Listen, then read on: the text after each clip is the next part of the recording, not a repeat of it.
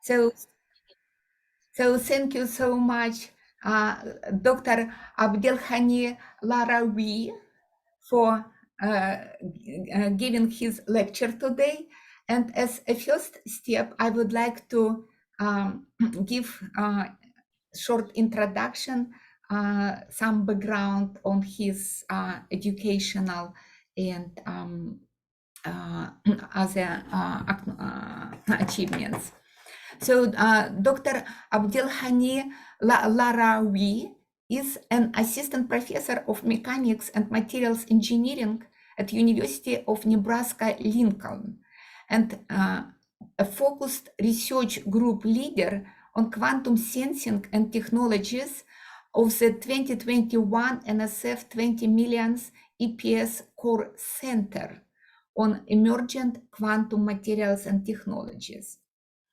Dr. Laraoui earned his PhD in physics from University of Louis Pasteur of Strasbourg, France, where he developed a time-resolved magneto-optical microscope to study the magnetization dynamics of magnetic nanomaterials, excited with femtosecond laser pulses. Soon after his graduation, Dr. Laraoui received a Marie Curie Fellowship from the European Research Training Network to carry a postdoctoral position at the University of Kaiserslautern, Germany. He used brilliant light scattering microscopy for applications in spintronics during that period of his studies. After that, Dr. Laraoui joined Professor Carlos Mirilli's group at CUNY, City College of New York, as a research associate to work on a methodology to use the spin of nitrogen vacancy center in diamond as a probe for high-resolution magnetic and temperature imaging at the nanoscale. In 2016, Dr. Laraoui joined the group of Professor Victor Acosta at University of New Mexico Center for High Technology Materials as a research assistant professor, and used NV microscopy to image single iron oxide magnetic nanoparticles and perform two-dimensional NMR spectroscopy of microfluidics at the sub-micron scale. In August 2019, he joined University of Nebraska-Lincoln, and his primary research focuses on developing new quantum materials based on color centers in diamonds and defects in 2D materials for applications in quantum sensing and quantum information processing. Abdelghani, the stage is yours. Yeah, thank you very much. So I will be talking about my ongoing research at UNL. So please, if you have any question, feel free to stop me during the presentation. So I know some of you here are not maybe experts in diamond microscopy, so I will just go with the short overview. So now it's not working. Strange. Okay, I see. So usually the diamond usually contains carbon atoms, and usually 99 or 98%, depends if it's enriched or not enriched. And then whenever there is a carbon missing atom and nitrogen nearby, so this can be created like high temperature in case of high pressure, high temperature diamonds, or in case like of including nitrogen by ion beam implantation. So you create what's called nitrogen vacancies. It has this crystal symmetry, and then usually you have 5 electrons, usually 3 from the carbon atoms, 2 from the nitrogen. This is usually referred as NV0, and you have also 1 trap from the diamond lattice, usually referred as NV-. So all my, when I refer as NV in my next few slides, I'm saying like NV-. So why this NV- is interesting? First, it's spin 1, it's like spin triplet in the ground state. So you can initialize this spin with green laser. So you can, have 4 polarization in ground states. And also you can read out, for example, if you excite here with this, in this excitation, like band, like 532 nanometer, you get an emission, this fluorescence in the red, 650 to 800 nanometers. And usually this fluorescence depends on the spin states. So this is like the mechanisms of readout. So if you are in spin plus minus 1, there was some high chance or probability to go to this called singlet state. And because singlet state, due to the converse rules of quantum mechanics, it has to decay to the ground state, and therefore you have a way to initialize and read out the spin state optically. I mean, I took this picture from Wordsworth group. When, for example, if you shine this diamond here, you see the fluorescence by naked eye in the center and also the edge of the diamond.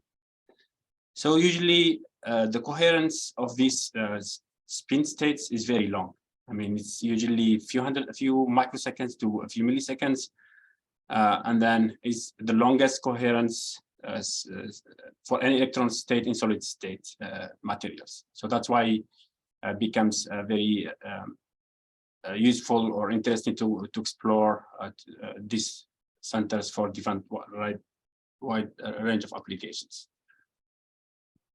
And then usually how we read these spin states, usually we apply also microwave that resonance with the spin transition. For example, we have this zero field splitting 2.8 gigahertz. So now if you, for example, at zero applied magnetic field, if you cross this transition, you see like a drop on the fluorescence because you go through metastable state, which emits less light. So it's like bright or dim based on the spin state. And then if you apply magnetic field, for example, you can see two peaks. For example, one for -1 transition and plus for 0 plus 1, because it's like spin triplet, and then you are now with two-level system. So this two-level system, now you can use it for sensing.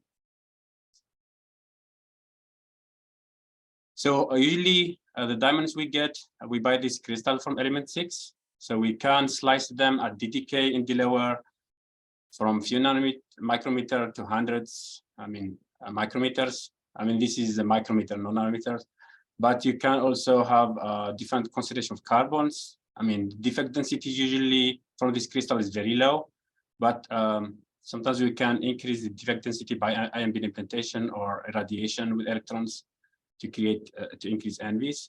So these diamonds usually contain these isolate spins as seen in the confocal image, and usually they are single photon emitters. So that's also for the people who are interested in photonics application, this single photon emitters also is very useful. So that's why it gives the application for NV not only for sensing, but also for quantum photonics.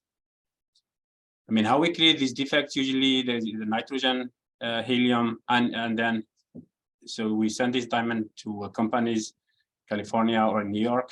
So we, for example, you can, create the density, the energy of implantation, for example, the dose to create, for example, single NVs in nanodiamonds. For example, this work with the England group while at Columbia, or I see Pauli Kihas is here. Back at UNM, we can also make gratings over a big area of diamond substrates with high density of NVs, in particular when you are using it for NMR kind of spectroscopy. Recently we found also, in my group, we collaborate with Dr. Ambel at Wichita State University. So we bought a diamond in ICP for etching, and then when we annealed that diamond, so that diamond usually has 1 ppm of nitrogen. When we annealed that diamond, so we checked, we found like a huge increase of fluorescence.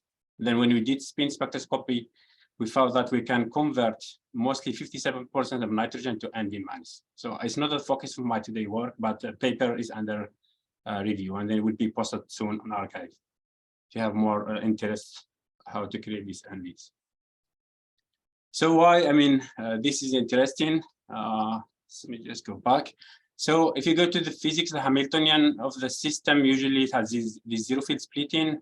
This D usually depends on temperature, strain, pressure. You have the Zeeman splitting magnetic, and also you have the electrical components. So I took this from Professor Wordsworth talk recently, and then based on how you tailor like the whatever component from these Hamiltonians, you can study wide range of phenomena in condensed matter physics, electrical field sensing, geoscience, photonics, and also all biosensing community.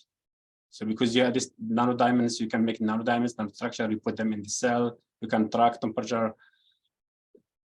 But in my group in particular, so we study both like solid states and also the bio side. But today I'm talking mostly on studying nanoscale magnetic phenomena, in particular for imaging antiferromagnetic domains in chromium oxides, or usually referred as Chromia, in thin films and devices. So I will briefly mention why these materials are interested or on the revived field of antiferromagnetic spintronics. We see that also nanostructuring effects on these films can affect these antiferromagnetic domains, and also we will show you preliminary data with with voltage we can control these AFM domains, which is relevant to antiferromagnetic spintronics. Second part, I will switch gears using like wide field microscopy to image like these nanorods or spinkers over molecule nanorods. In principle, this iron triazole. This is usually useful for molecular electronics, and I will explore the physics of these iron triazole spinkers on molecules, and I will show you some research data using this wide field NV microscopy to image these nanorods. So Chromia. So Chromia usually is antiferromagnetic oxide. So antiferromagnetic usually, for example, you see here green chrome, these green arrows, green atoms usually are chrome, and based on the orientation of the spins can be up red or down blue. So you can create this antiferromagnetic coupling.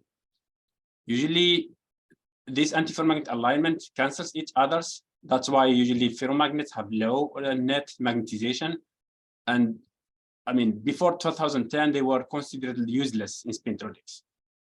But there is like magnetic order what gives this rise to this Néel vector N.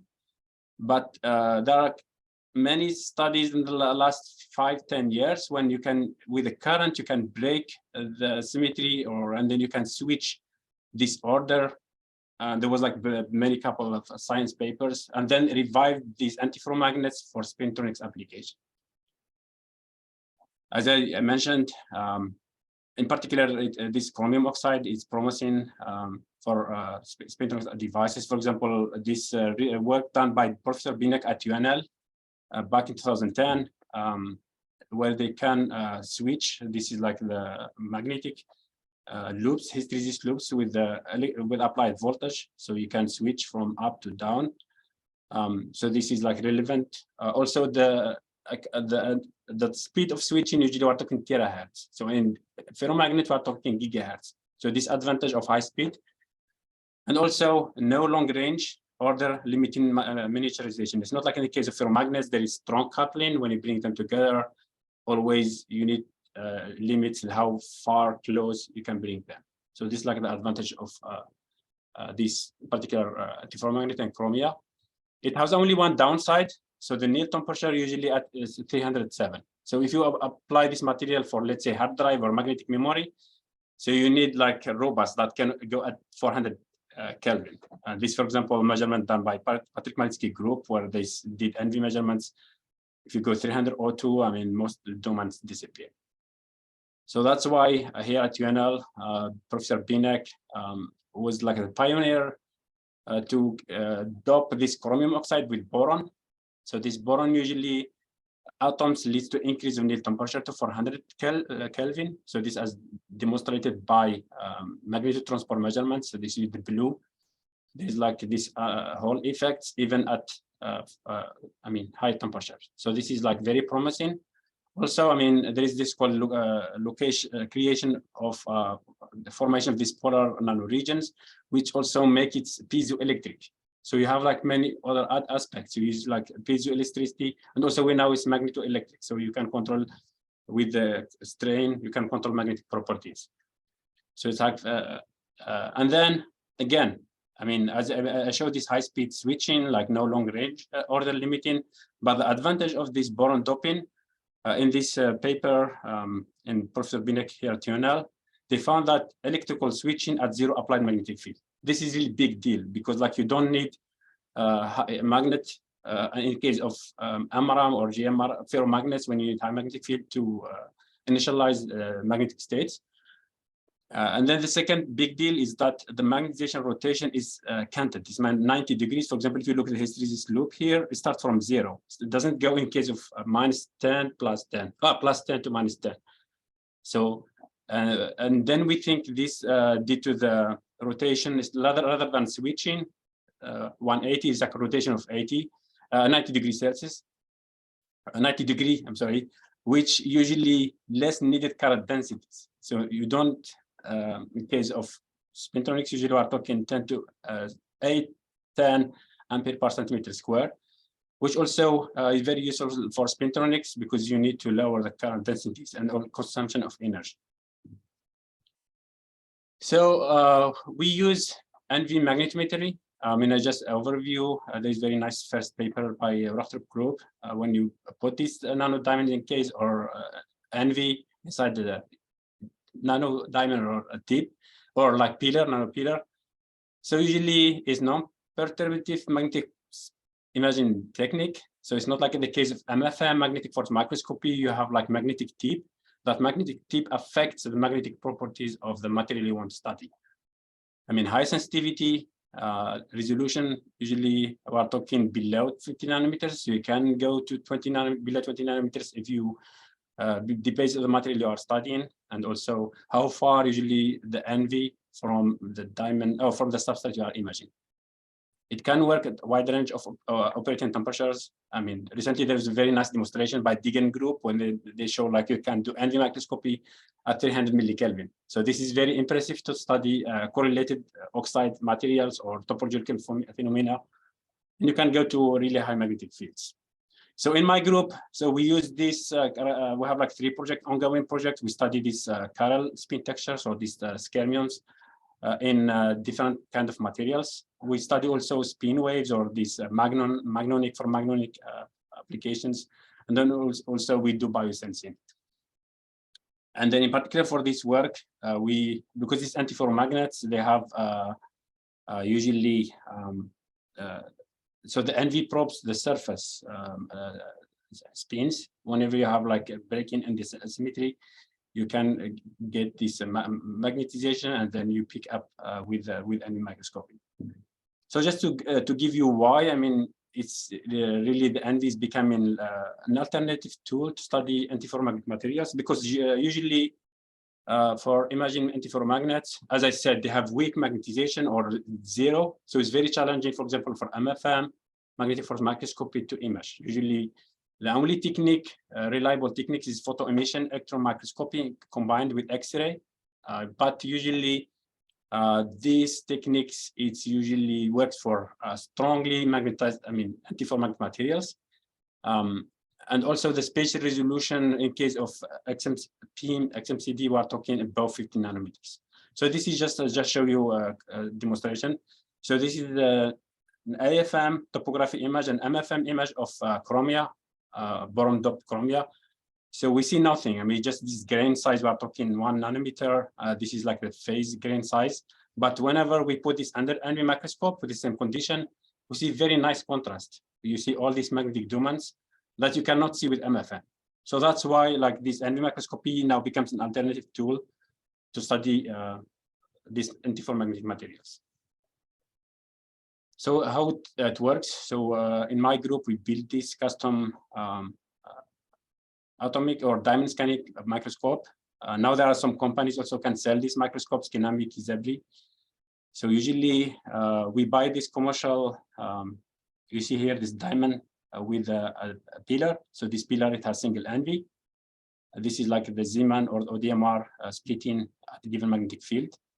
These attached to quartz, and then we use this tuning fork. So you bring it to the sample you want to study, and now you excite with green laser, and then collect the red, and just by applying microwave, so you can access to the spin transition of these defects. So now how we do the measurement, usually we do different measurements. So usually we do full sweep. So we go to this, which choose one of the transition, we do the full sweep. Or, I mean, for this antiferromagnetic materials, Chromia, it produces like a really strong signal. We're talking 150 microtesla.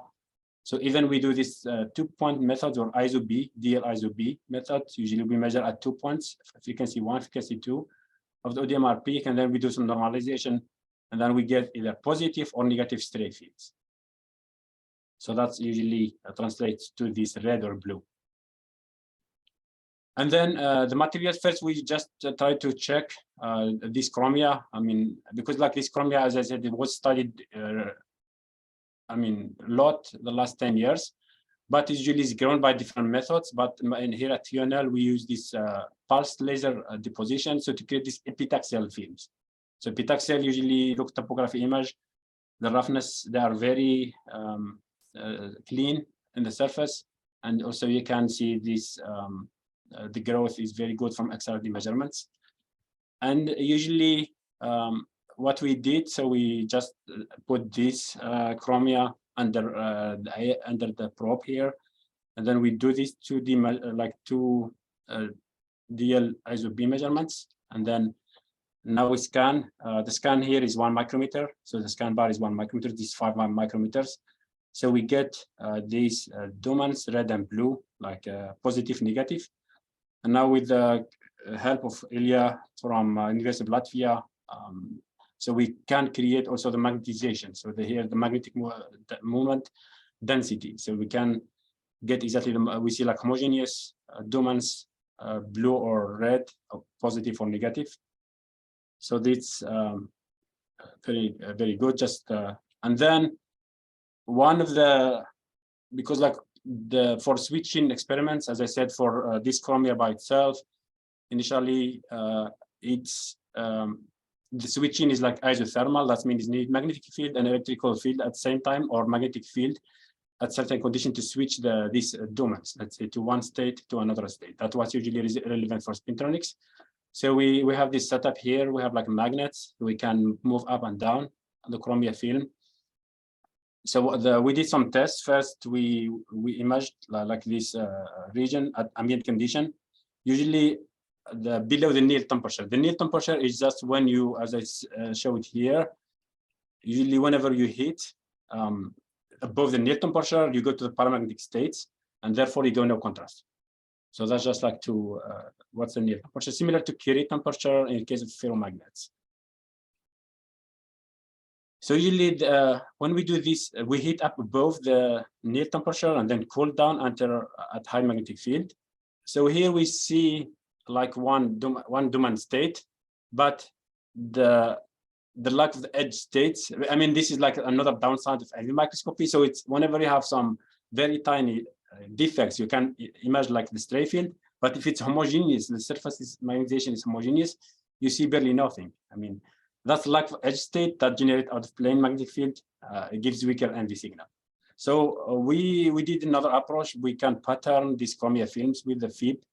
So we with the FIB focused ion beam. So we create different structures. For example, one of the structure here, we're talking 10 micrometer, 5 micrometer wide and 20 micrometer long. So this is like 200 nanometers. We etch to the sapphire. So this is like the sapphire, and this is just Chromia. And then now we come here and we like image this in the pristine state. I mean, antiferromagnetic state. You see mainly the domains on the Chromia, nothing on sapphire. Now, if we repeat these experiments at a given magnetic field, in this case, a negative magnetic field, we see like observed only magnetic contrast at this etched region, and then also we found that some regions here they have like this blue expected state, but this we think that's coming from because the feed when we etch, there are some ions or these materials deposit on the surface, and we create this kind of pinit magnetic domains. And then to further to see that this is really so we can switch this. So we did both field cooling under positive and negative magnetic field. So this cross section, so we can clearly control the orientation of these domains with magnetic field. And then again, because this, as I said, it leads, these magnetic domains usually are tied up to the Néel's vector. Usually, whenever you switch these domains, you are switching the Néel's vector. So this is great. I mean, this is like the study published recently in this paper. But we are interested more how to use voltage to control this, because this is why it's relevant for spintronics and without applying magnetic field. So it's not the case in case of Chromia. You always need magnetic field and voltage. So this, again, this I already showed you this. I mean, this is like 5 micrometer scan, you zoom in. But now when we see boron doped, so the same size cell, what we found that we have like the domain size decreases significantly. So this like 2 micrometer scale, the domain size decreases significantly. If we do cross section, we see that this domain size varies from 13 nanometers to 300 nanometers. So usually very below in the case of undoped films. And then we think that usually this boron substitute oxygen and then leads to kind of strengthened ferromagnetic coupling between the chrome sites. That usually increases the exchange energies, and that leads to decreased domain size. So this is another advantage of boron doping. So in addition to, like I said, electrical field switching as zero magnetic field, increasing Néel temperature, piezoelectricity, now the domain size is smaller. So that's a really good thing. So we took this substrate from the paper published by Binek, which has whole bar devices. Usually it has boron, chromium oxides, and then usually you have vanadium oxide for bottom electrodes. Usually silicon oxide we put on the top just to prevent from eddy currents. So usually, for example, if we look here on the device here, if you zoom in, it's like platinum, silicon oxide. And then we do NV microscopy. So we go to the edge of this, and then you see the contrast here of domains is very high because the platinum thickness is high, only few nanometers. But because the silicon height is 50 nanometers, so you still see domains through the silicon oxide, which is good. But the bad thing for us, we don't see effects of currents. I mean, if you look between 0 and 10 volts, there's nothing. Why? So we found that no clear voltage effects, but usually platinum has, when you see here applies, if we try to increase the voltage, we burn these devices. And then we found that usually there's some current leakage, and then that current due to Joule heating. If you increase the voltage, you are losing that current, but you burn your device. So what we did, we took this one of these electrodes, and then we, with FIB again, FIB, we create this kind of local isolated pads, platinum pads, and then we inject current pulses. I mean, we're talking 100 microsecond pulses, and then we change the voltage. Even here, only if your device survived. I mean, like high current, high voltages. But again, one with the devices, this device, we see that if we image here at 0 volts, there's no effects here. And if we zoom here after 15 volts, we see like current effects. So this is because we have some issues with, again, this made with the FIB. And the FIB has some, as I showed here, that's usually there is some milling, leads to creation of defects, also affects the magnetic properties. So now with collaboration with Binek, they are making better devices. So there's no FIB, so they make these pads, platinum pads, in the size we want, from a few micrometers, to prevent from this current leakage and to increase also the current densities. Because the question here, as I said, it's no clear confirmation until today whether this switching is like 90 rotation or 180. So if in case of the chromium undoped films, we know this is like 180 rotation, but for the boron, the doped film, we don't know. I mean, electrical measurements suggest it's 90-degree rotation, but there is no clear imaging confirmation. Also, the switching mechanisms, because this is an oxide, there's some should be also like spin and thermal effects. So we're trying to study whether what's the competing between spin torque, for example, or thermal like Seebeck effects in this kind of switching. So this is like the first project. The second project, we are studying these iron triazole individual nanorods. So usually these are usually referred as spin crossover molecules. They have like spin state can be controlled by temperature, pressure, light, magnetic field. For example, I took this from this review paper. You go from the low spin state to high spin state, and it's irreversible by applying temperature, pressure, light, electrical field, magnetic field. So it's like, it seems very interesting for molecular electronics in particular. Usually these spin crossover molecules, they have like 3D transition metals. For example, iron, it can be D4, D5, D6, D7 electronic states. It has these octahedral complexes, and then the metal ligand bond. So usually weak and strong ligands. And also usually, as I said, it's very interesting material to take phase transitions. I mean, pressure, light, electrical field. For molecular electronics, usually I took this from a very nice review paper from Sanvito Group in Dublin, where there was like the initial demonstration of using these spin crossover molecules as molecular switches, or also can be used as molecular magnets, and also logic gates. The question is, most of the studies are done in powders or in, ensemble measurements, and always when you go to the individual level, it's difficult to correlate. To understand exactly the mechanisms involving, from particularly when you want to create nanotransistor or like molecular switch. So we study this material, or this spin crossover molecules is iron triazole. Usually the crystal field splitting energy usually is below the pairing energy for the low spin state. So the low spin state usually is the diamagnetic, usually paired electrons. So usually it's like diamagnetic behavior. And the magnetic moments from in the high spin states comes from these unpaired electrons. So we're talking iron. So these unpaired electrons leads to magnetic contrast. And in general, it's the change in the magnetic moment usually from the low spin states like S equals 0 to a high spin state is S equal 2. So this is like why, the perfect models, they predict that you have get the diamagnetic behavior, but most recent, there are contradictory measurements in bulk magnetometry, where also you can see paramagnetic behavior or support paramagnetic behavior in the low spin states.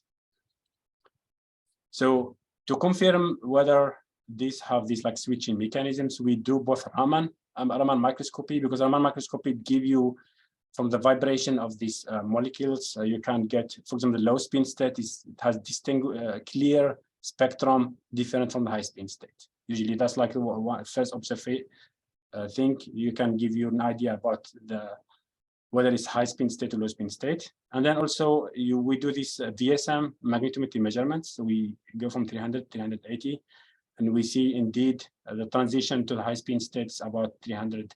It varies and based on the solution or based on the preparation methods. But in general, it's like 360 to 420. And then this is like reproducible. So how we study these molecules? Again, as I said, there's like a contradiction in the literature, whether this is paramagnetic or diamagnetic or even super paramagnetic low spin state. So we use this wide field diamond microscope. So this is like different from scanning probe microscope. Scanning probe microscope, usually you have like an NV with the tip, diamond tip with NV, scan it across your sample. In here, so we have like diamond doped with a layer of NVs. This layer can be a few nanometers to a few micrometers. So in this study in particular, it has 200 nanometers created by NV implantation. And then we deposit these spin crossover molecules, rods on top of diamond.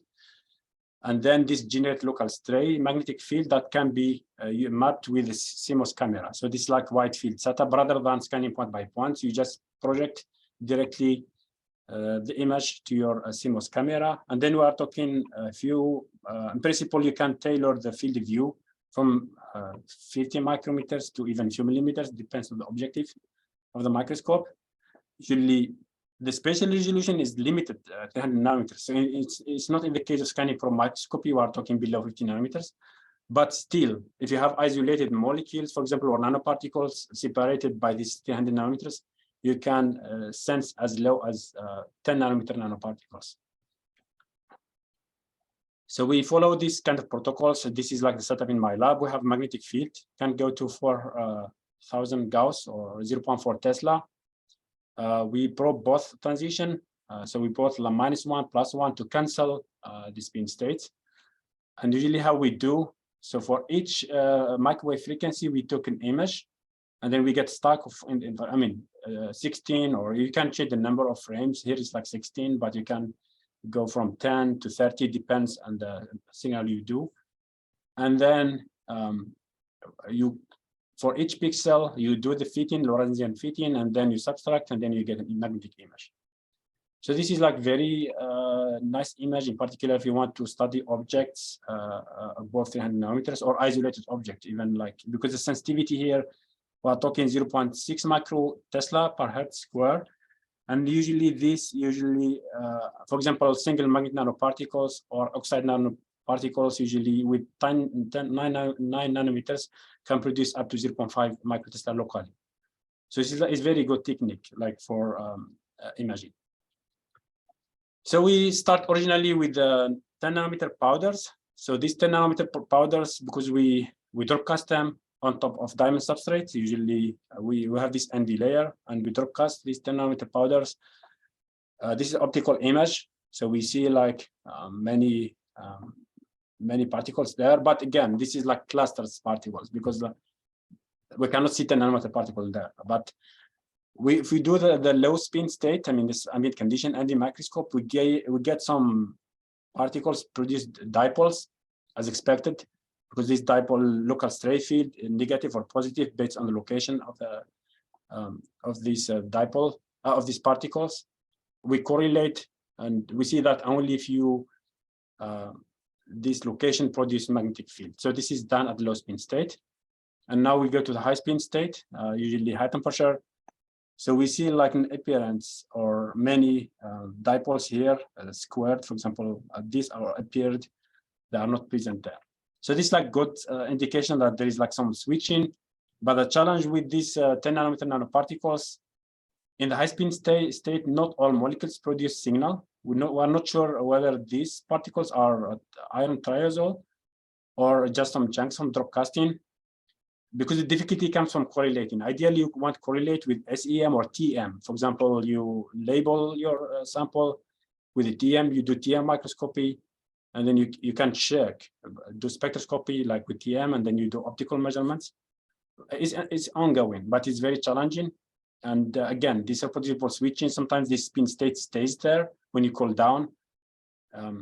So it's like very complicated, since we don't know exactly what we are seeing. So that's why we went to the nanorods, because like these powders, you can, with the collaboration with Rebecca Lai from chemistry department, we follow a recipe for this very recent paper.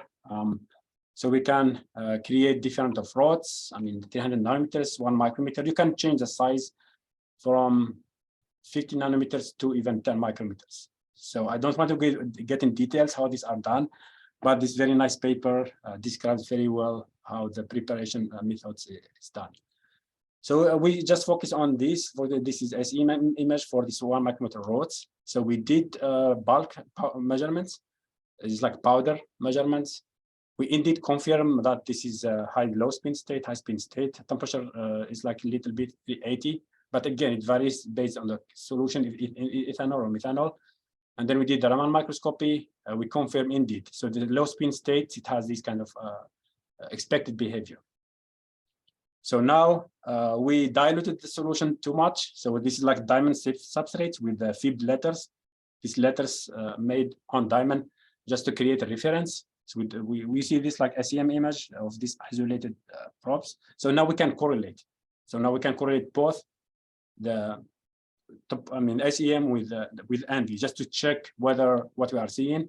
For example, we found that all isolated these kind of molecules generate these contrast dipoles. Clustered region, for example, when you have clusters, the dipoles is strong. That's clear because like you have many particles generate contrast.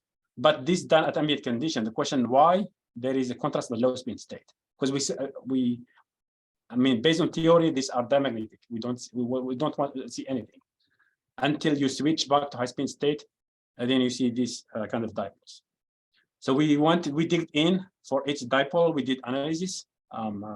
Just I don't know what happens, but anyway, we found that usually we go to each dipoles again. We measure. So with the help of Ilya, I mean, from Latvia, we can now correlate like the SEM with measured. We can model exactly the contrast of this dipole. Now we integrate over this, so we can measure this delta B as the strength of the stray field, and we measure it as function of the applied magnetic field. In this case, we can go to up to 300 millitesla. So what we also, to be sure, like these are, I will go later exactly the physics why we see a paramagnetic signal, but to confirm that indeed these are spin crossover molecules. So we did Raman as well. So Raman with collaboration with Dr. Go from chemistry department. So we can see these isolated clusters or isolated molecules. And we see that this low spin state, Raman spectroscopy correlate well with spin state. It's not like we are seeing some, because usually during the preparation, there's also contamination from iron. So that can create some super paramagnetic behavior. Just we want to be sure it's not coming from the contamination with irons or other metal transition like nickel or cobalt. So here we confirm from Raman, we can confirm that these dipoles come from low spin state.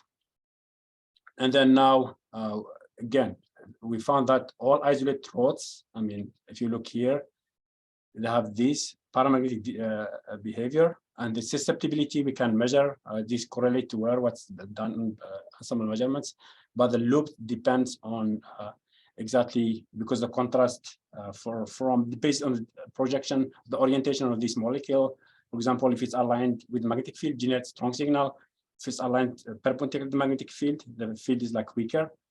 So that's these two different slopes. But the variation of susceptibility is still in the range of 10⁻⁴ to 5⁻⁴. Surprisingly, we found that, again, all these rods are paramagnetic. I mean, linear dependence with the field dependence. So that now Kaylee did to check sure that we correlate with powder. So we did this measurement on powders. And then we see that indeed our paramagnetic behavior.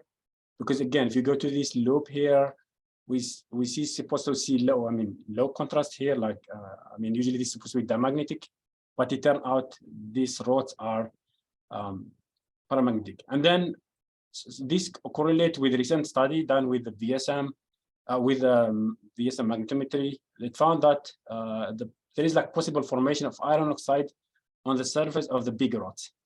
So this surface or this iron oxide layer is like paramagnetic, and then it creates this paramagnetic behavior. And then we found also many clusters have this supermagnetic behavior. When you see supermagnetic behavior, if you look the field dependence with you see this Langevin type dependence. It's like saturates at low fields. And this usually comes from nanoparticles. I mean, these behaviors, if we go to nanoparticles, microferromagnetic nanoparticles, if you decrease the size below certain size, you go to superparamagnetic behavior, and then you saturates at very low field. So it's not like the case of paramagnets. You increase to infinity field, still there's linear dependence. So we think that this is like during the preparation method, there's formation of nanoclusters during this preparation that this formation nanocluster. But again, this is like one of the what we think, but will to be confirmed with the studies done on 20 nanometer nanoparticles until we have like a very robust way to do Raman, to do TM. To do TM and NV microscopy at the same time. So this is ongoing. So again, so the ongoing we're doing this size effects on the magnetic properties. The initial results on 300 nanometer rods, we see no contrast. We study this at 3 nanometers. Go back here, there's no rods. Explaining that this oxidation of iron, it's not happening in small rods. now Savica, she's trying to do the high temperature measurement. So because in principle, I mean, the challenges I will say with high temperature measurement, in particular for diamond microscopy. So we tried to do 100 until 150 degrees Celsius, but the stability, I mean, the drift, the microwave like soldering hits, but we completely modified our setup. And then also the microwave loops to sustain up to 200 degrees Celsius. So Savica is doing this week measurements, both 1 micrometer and 300 nanometers, and then fingers crossed. And then the one other interest for molecular electronics. Also at some point we Rebecca also there are some physics at physics department. They are studying other type of compounds. They have this electrical field switching. So you can use a voltage because like in particular for molecular electronics, you don't need temperature. I mean, temperature for switches, but thermal switches. But usually with the voltage, you can switch from low spin to high states, and then you can have like 0-1 kind of type of control. Again, I'm exactly in the time. Yeah, 45 minutes exactly. So this collaboration for the Chromia is done with BNEC. So he's the person expert in Chromia. He can grow different kind of thin films devices. Also, I mean, the Chromia projects, Arthur Mahmoud, who make these devices, Kamar, who grow these kind of films. Adam, I mean, is the Ericsson, my PhD students. So he's the main person who did this NV, who built the NV setup and do the measurements. And also Ilya, I mean, he's collaborating with both projects. He did like the modeling for the magnetization reconstruction. And also he helped in modeling the dipoles from the spin crossover molecules. For the spin crossover project, usually the main collaborating lead is Rebecca Lai. And then also Kaylee, she prepared all these kind of molecules. And then Savica, usually the main leading project is like a PhD student shared with Professor Siwang Lo from physics department. She did all kind of SEM Raman, I mean, for the isolated nanoparticles. It was very challenging. In particular, you need to take substrate back somewhere, then the building, go to a few miles. Chemistry department is far away from our department to do Raman. And then also, I would like to thank, I mean, NSF, particularly we are part of this EQUATE Center, Emergent Quantum Technology Center. It's like 20 million center, like runs through 26. It covers a wide range of topics. I mean, from quantum sensing, quantum optics, studying topological spin textures. Okay, and thank you very much for your attention. I'm happy to answer your questions. Abdelghani, thank you very much for very interesting talk, very impressive demonstrations, how NV-diamond magnetometry can be used for revealing and explaining properties of nanomagnetic materials. Very nice combination of scanning microscopy and wide field microscopy. We are open for questions. Marcus, please, your question first.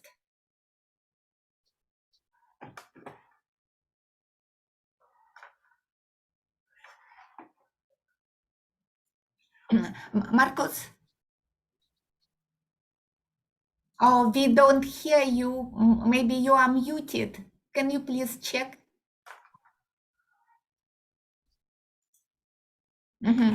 Oh, maybe we lost Marcus. Maybe he pushed the wrong button. So Isabel, please.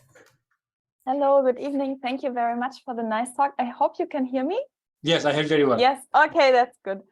So I'm very interested in your studies on the spin crossover complexes, and I'm wondering, I understand that there is this hysteresis behavior because of maybe cooperative effects between the iron ions, and this is why you see the switching from the low spin to the high spin state. Yes. And I was wondering if you maybe know how big one of these domains would be that are formed by these iron ions, or is one rod equal to one domain? Okay, that's a very good question. So in fact, I mean, because as I said, the downside of this wide field microscopy is the resolution, 300 nanometers. Usually, I mean, the way to answer to your question is you use scanning probe microscopy. This has to be done. So usually you bring it to the rod, and then you principle you can check what's exactly the transition from multi-domain to single domain states. Okay. So you would probably say that in one rod there can be, in principle, more than one. Yeah, in principle, I mean, yeah, it depends on the materials. Based on my experience with, for example, certain materials, ferromagnetic materials, if you go below 1 micrometer, you get to these domain states. If you go above 1 micrometer, you get multi-domain states. Okay. But again, the one thing I want to confirm, these are paramagnetic, not ferromagnetic. So usually they don't form like domains like in the case of antiferromagnets. Maybe they have like this one orientation, but again, I mean, scanning microscopy will more confirm whether if it is homogeneous over the rod or it's just part of the rod. Okay, thank you. And if you say that one domain is about, I don't know, maybe 1 micrometer big, let's say that, can you approximately say how long the effect of this paramagnetism would reach? If you say you have an NV layer, which is about maybe 500 nanometer thick, then in what range of that nanorod would you see then the effect of this paramagnetism? Yeah, that's a good, very good question. In principle, we have different substrates. We principle with different thicknesses. We tailor the thickness of the NV layer based on how big particle, how big. In fact, I mean, these 10 nanometers, we did the measurements with 50 nanometers and also 200 nanometers NV layer. And then I think for 300 nanometers, the reason we don't see like signal is not like its sensitivity goes down. It just we have I think they are diamagnetic. There's no disformation of this iron oxide on the surface. We are doing high temperature measurements. Fingers crossed to see whether. So in principle, yeah, I mean we can detect smaller rods because the contrast we are getting it's kind of weak, but I mean the sensitivity of our setup is like 0.5 microtesla. So we can detect as small as 9 nanometers in principle molecules. Okay, and how large is the magnetic field that you apply? The external magnetic field? In our case, in our lab, I mean, we can get to 0.4 Tesla. Okay, thank you. Thank you very much for answering all my questions. Thank you. It's great. Marcus, would you like to ask your question? I see that you rejoined. Yes, thank you. My question would be, how does, I'm not sure if I have understood the principle of this diamond wide field magnetic microscopy correctly. My understanding was that it uses thin diamond film with uniformly spread NV centers in it. Yes, I mean, yeah. So if you look here, usually we have this diamond, and then we send it to a company, the cutting edge, or like in California. So we select many energies. We choose the energy and the dose to have uniform NV layer. I mean, I haven't detailed my slides, but in this paper we showed we talk how we create this NV layer. So in principle we can have this NV layer from few nanometers to 100 nanometers, even micrometers, based on the energy of implantation. And now we have homogeneous. So if you, in principle, the fluorescence coming from this NV surface, it's like homogeneous everywhere. So now you have like, you put these rods on the top of the diamond and you project it directly to the CCD camera. So the confocal microscope usually you scan point by point, but in this wide field, there is like we modify the setup by lens, wide field lens. So now rather than focusing on the detector, you just project directly on the camera. And this with field of view usually varies, I mean, few micrometers to, I mean, hundreds micrometers square. So now if you have, the layer is homogeneous. So if you do subtraction from, let's say, off resonance, you see nothing, you see zero contrast. But whenever you have a dipole, or let's say in these nanoparticles or magnetic nanoparticle generate this stray field, this stray field it have orientations like a dipole up and down. So now it leads to transition change in the frequency. So the frequency resonance goes left or right. That translates to contrast. Thank you very much. So you see the difference. You see this minus and positive. The elsewhere zero. I mean, there is no thing here. You see no contrast. And then in addition, we do this, we subtract this from this because sometimes there is temperature effect, so strain, some artifacts that will, to be sure what we are getting is just a local stray rate from these particles on top of diamond. Thanks. I also have a question, and it is kind of practical question. So how robust are NV centers in scanning tips? For example, for how long they can operate, how often you have to change your tips, can you do conditioning to restore its properties and so on? And maybe the same for diamond plates. So this is a very good question. I mean, sometimes if you are lucky, if there is no contamination on this magnetic surface, we're talking 2-3 months. But sometimes, for example, recently we got sample from our collaborator in Singapore. That sample, it has many, topography was really bad. So we didn't check, I mean, AFM or optical image looks very nice.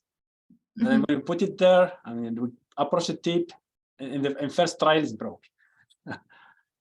So that's why in our lab we developed like a recipe what exactly to check before scanning. So we need to do topography, optical image topography to check everything just to be sure there is no effects. I mean, in principle, if the sample is clean, everything is clean, these tips are really robust. But I mean, again, I mean, sometimes the other issue we have is just, for example, we discovered recently that these NV tips, they don't have the orientation, for example, 100 expected. So the one you try to align, they have some weird orientation. So if you try to apply high magnetic field, we broke one very expensive diamond tip just because we tried to get high field to align. And then when we contact the company, said, this Kinami, some tips they have this weird orientation. They don't, I mean, I have control over it.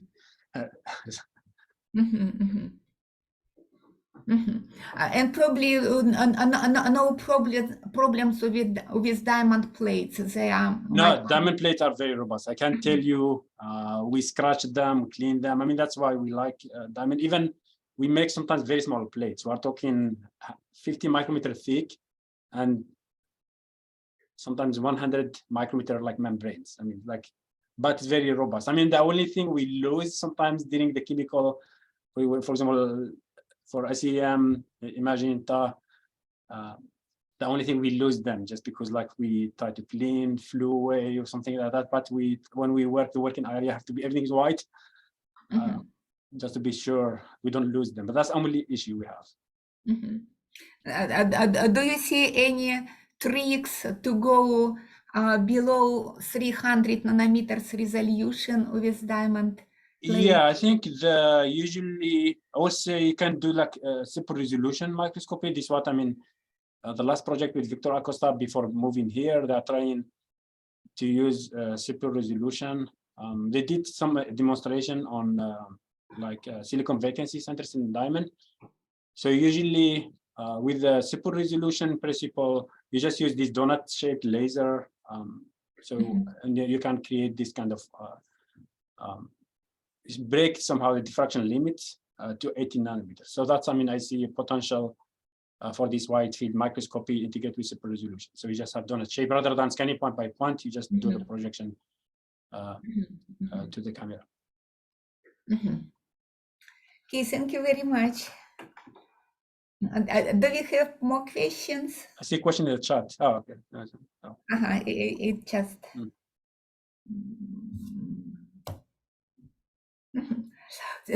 So at this moment, then I would like to thank Abdelghani again for your nice presentation, and probably everybody will stay connected and come for next lectures. For sure. I mean, if you have any questions, just feel to contact me, reach me directly. I mean, email, phone. We'll be happy. If you have any idea of collaboration, NSF projects, NIH projects, I just learned about this NIH quantum biosensing projects. Very interesting to widen the portfolio funding. Okay, great. Thank you very much for giving the opportunity. Thank you so much. Have a great day. Thank you.